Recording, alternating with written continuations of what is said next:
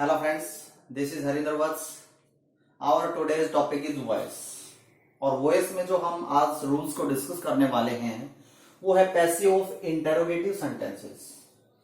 देखिए, जो interrogative sentences होते हैं उनको हम एक्टिव वॉइस से पैसिव वॉइस में किस प्रकार से चेंज करते हैं, आज हमने उसके रूल्स को डिस्कस करना है। देखिए, जो इंटेरोगेटिव जो सेंटेंस होते हैं उसके टू टाइप्स होते हैं।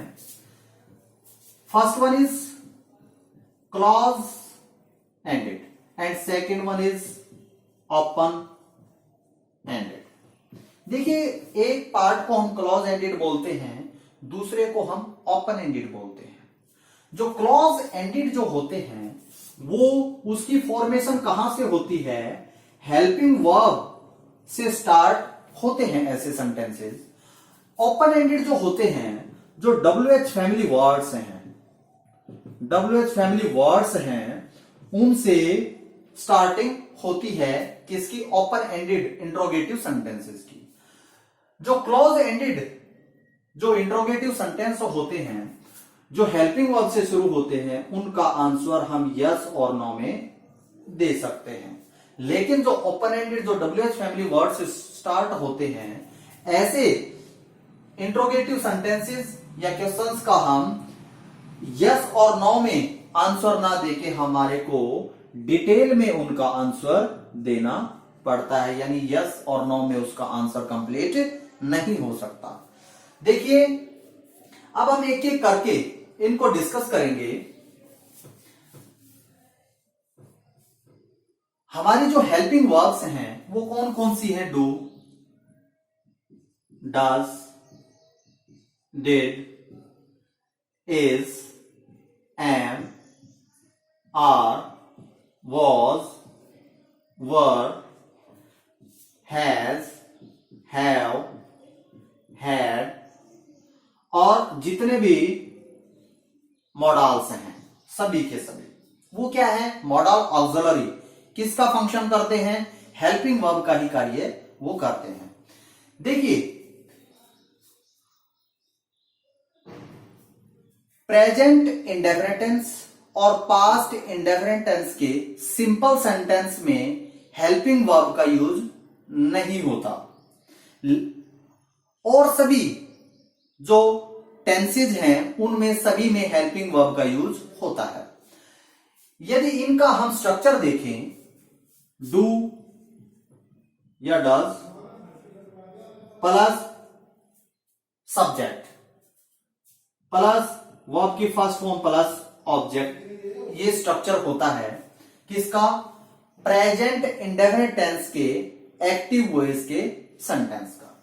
यदि हम पास्ट इंडेफिनिट की बात करें, डिड हेल्पिंग वर्ब का यूज होता है, प्लस सब्जेक्ट प्लस वर्ब की फर्स्ट फॉर्म प्लस ऑब्जेक्ट।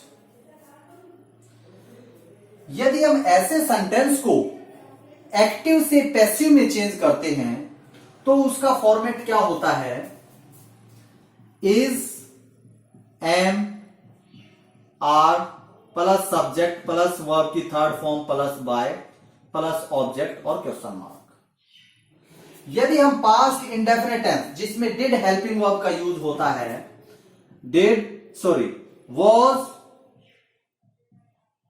वर प्लस सब्जेक्ट प्लस वर्ब की third form plus bye plus object होता है। अभी हम इनको एग्जाम्पल के थ्रू समझने की कोशिश करेंगे कि किस प्रकार से हम इसको एक्टिव से पैसिव में चेंज करते हैं। देखिए, did he eat a mango. देखिए, पास्ट इंडेफिनिट टेंस है। हमारे को हमने जब भी एक्टिव से पैसिव में सेंटेंसेस को चेंज किया, यदि एक्टिव में सेंटेंस नेगेटिव है तो पैसिव में नेगेटिव ही रहता है। यदि सेंटेंस एक्टिव में इंट्रोगेटिव है तो पैसिव में भी इंट्रोगेटिव ही रहता है। तो सबसे पहले ऐसे सेंटेंस में जब हम पैसिव वॉइस में चेंज करते हैं तो शुरुआत किससे होगी, हेल्पिंग वर्ब से ही होगी। हेल्पिंग वर्ब किसके अनुसार होगी, जो यहां पर ऑब्जेक्ट है जिसको हम पैसिव में सब्जेक्ट बनाएंगे उसके अकॉर्डिंग हेल्पिंग वर्ब होगी। अ मैंगो, यहां पर मैंगो के साथ पास्ट इंडेफिनिट टेंस में हेल्पिंग वर्ब क्या होगी? Was a mango plus verb की थर्ड फॉर्म ईटन बाय। ही यहां पर सब्जेक्ट है, वहां पर एजेंट के तौर पर काम करेगा, तो क्या होगा? ऑब्जेक्टिव केस हिम होगा। तो इस प्रकार से हम एक्टिव से पैसिव में चेंज करते हैं। देखिए नेक्स्ट जो एग्जांपल है,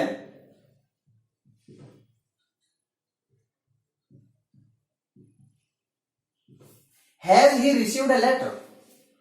प्रेजेंट परफेक्ट टेंस का यूज हो रहा है। अ लेटर के साथ किसका यूज होगा? हेल्पिंग वर्ब हैज का यूज होगा। अ लेटर प्लस बीन का यूज होता है, प्लस वर्ब की थर्ड फॉर्म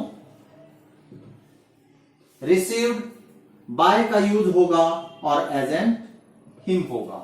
तो इस प्रकार से हम एक्टिव को पैसिव में चेंज करते हैं। किस प्रकार के सेंटेंसेस को? जो कि क्लोज एंडेड हो, जो हेल्पिंग वर्ब से शुरू हो रहे हो। देखिए हम एक एग्जांपल और करते हैं। Can you do this. Model auxiliary से स्टार्ट हो रहा है सेंटेंस। कैन का यूज होगा, मॉडल एज इट इज रहता है। ऑब्जेक्ट को हम सब्जेक्ट की जगह पर रखेंगे, प्लस बी का यूज होता है, प्लस वर्ब की थर्ड फॉर्म बाय, प्लस जो सब्जेक्ट है उसको हम एजेंट बनाते हैं, वो यू ही रहेगा। तो इस प्रकार से जो इंट्रोगेटिव सेंटेंस जो क्लॉज एंडेड होते हैं उनको हम एक्टिव से पैसिव में चेंज करते हैं। अभी नेक्स्ट हम जो डिस्कस करेंगे ओपन एंडेड, जो कि किससे शुरुआत होती है? WH family word. WH family word से जो फॉर्मेशन होती है, देखिए ऐसे सेंटेंस की जो फॉर्मेशन होती है, WH फैमिली वर्ड होता है, प्लस हेल्पिंग वर्ब होती है, प्लस सब्जेक्ट होता है, प्लस मेन वर्ब होती है, प्लस ऑब्जेक्ट होता है। ऐसे सेंटेंस को जब एक्टिव से पैसिव में हम चेंज करते हैं, WH फैमिली वर्ड स्टार्टिंग में ही रहता है, प्लस हेल्पिंग वर्ब यूज होती है, प्लस इस ऑब्जेक्ट को हम यहां पर सब्जेक्ट बनाते हैं, प्लस वर्ब की थर्ड फॉर्म होती है, प्लस बाय का यूज होता है, और जो यहां पर सब्जेक्ट है उसको हम ऑब्जेक्ट के स्थान पर लेकर जाते हैं। तो इस प्रकार से इसका स्ट्रक्चर रहता है। यदि हम एग्जाम्पल के थ्रू डिस्कस करें, Why do you break the mirror? देखिए WH family word, helping verb, subject, verb plus object. Why WH family word को एज इट इज रखेंगे। द मिरर के अकॉर्डिंग प्रेजेंट इंडेफिनिट टेंस में is का use होगा। Why is the mirror, verb की third form broken by you, objective case में you ही रहता है। तो इस प्रकार से हम ऐसे सेंटेंसेस को चेंज करते हैं। नेक्स्ट जो एग्जांपल है, how can you do this. देखिए यदि हम ऐसे सेंटेंसेस के WH फैमिली वर्ड को हटा दें तो सेंटेंस कैसा बन जाता है? सेंटेंस इंट्रोगेटिव ही रहता है और हेल्पिंग वर्ब से शुरू होने वाला सेंटेंस रह जाता है, यानी क्लॉज एंडेड सेंटेंस बचता है। हाउ कैन, सब्जेक्ट को, ऑब्जेक्ट को हम सब्जेक्ट की जगह पर रखेंगे, दिस बी, वर्ब की थर्ड फॉर्म डन बाय और यू। तो इस प्रकार से हम एक्टिव से पैसिव में चेंज करते हैं। देखिए और एग्जांपल हम देखते हैं।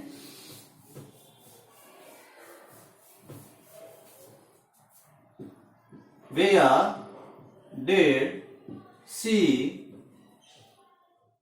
buy the books? Where the books के अकॉर्डिंग पास्ट इंडेफिनिट टेंस में वर का यूज होगा वर द बुक्स, वर्ब की third form bought, bought plus bye plus जो सब्जेक्ट है उसको हम ऑब्जेक्टिव केस में क्या लेकर जाएंगे, सी का क्या होगा, हाँ। तो इस प्रकार से चेंज हम करते हैं। नेक्स्ट यदि हम एग्जाम्पल की बात करें, who can break this stick. देखिए ऐसे सेंटेंसेस में हमारे को स्पष्ट रूप से पता होना चाहिए कि कौन सब्जेक्ट के अंदर, सॉरी सेंटेंस में सब्जेक्ट है, कौन सा वर्ड मेन वर्ब है, कौन सा वर्ड ऑब्जेक्ट है। देखिए सब्जेक्ट की जो पहचान वो होती है ऐसे सेंटेंसेस में, वो हेल्पिंग वर्ब और मेन वर्ब के बीच में क्या आता है, सब्जेक्ट आता है। मेन वर्ब के बाद का जो वर्ड होता है वो क्या होता है, वो ऑब्जेक्ट होता है। यहां पर जो हु जो वर्ड है, जो एक इंट्रोगेटिव प्रोनाउन है, वही किसका काम कर रहा है, सब्जेक्ट का काम कर रहा है। देखिए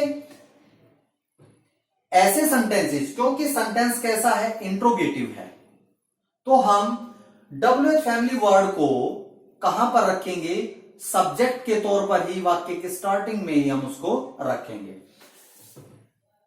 हु वाले सेंटेंसेस को जब हम चेंज करते हैं तो बाय हुम में करते हैं, by whom can, by whom can, object को हम क्या बनाएंगे, सब्जेक्ट बनाएंगे, दिस स्टिक, बी का यूज होगा वर्ब की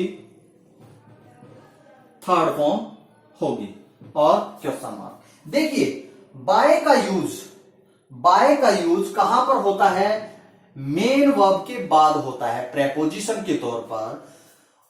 किसको कनेक्ट करने के लिए, ऑब्जेक्ट को कनेक्ट करने के लिए। ऑब्जेक्ट जो हु यहां पर सब्जेक्ट का काम कर रहा था वो यहां पर आना चाहिए, लेकिन हु जो एक इंट्रोगेटिव प्रोनाउन है उसको हम ऑब्जेक्ट के स्थान पर नहीं रख सकते, इसलिए हमने इसको क्या बनाया, बाय हुम बनाया। तो यहां का जो बाय है वो हमने यहां पर यूज किया। दूसरा जो इसका तरीका है कि हम हु को हु ही रखते हैं, who can this stick be broken by. तो इस प्रकार से भी हम इसको चेंज कर सकते हैं। देखिए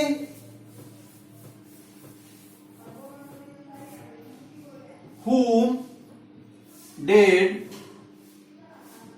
सुजाता मैरी।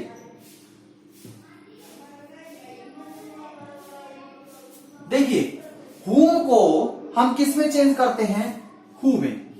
देखिए सब्जेक्ट ये हेल्पिंग वर्ब है, ये क्या है, सब्जेक्ट है, ये मेन वर्ब है।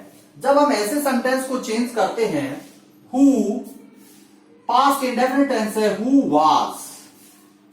वाज प्लस वर्ब की थर्ड फॉर्म मैरिड। अब यहां पर मैरिड के बाद प्रेपोजिशन बाय का यूज ना होकर किसका यूज होगा, टू का यूज होगा, और जो यहां पर सब्जेक्ट सुजाता है वो क्या बनेगा, उधर ऑब्जेक्ट की जगह पर रखा जाएगा। तो इस प्रकार से हम इसको चेंज करते हैं। देखिए एक एग्जांपल और देखते हैं, विच बॉय ब्रेक योर लेग्स। विच को हम bye which boys, bye which boys. अभी देखिए ब्रेक सॉरी कौन सा टेंस है, पास्ट इंडेफिनिट टेंस है। बाय विच बॉय वॉज यहां पर ये क्या है, ऑब्जेक्ट है, इसको सब्जेक्ट की जगह पर लेकर आएंगे यूर लेग्स। देखिए यहां पर यूर लेग्स है तो यहां पर वॉज का यूज ना होकर, क्योंकि ये क्या है, प्लूरल है, यहां पर वर का यूज होगा। By which boys your legs broken. तो इस प्रकार से हम इंट्रोगेटिव, चाहे वो क्लोज एंडेड हो चाहे ओपन एंडेड हो, उसको हम एक्टिव से पैसिव में चेंज करते हैं। उम्मीद है आपको अच्छे से ये रूल्स क्लियर हुए होंगे। यदि कोई भी कमी लगती है तो कमेंट बॉक्स में जरूर डालना ताकि उसमें सुधार किया जा सके। Thank you, bye.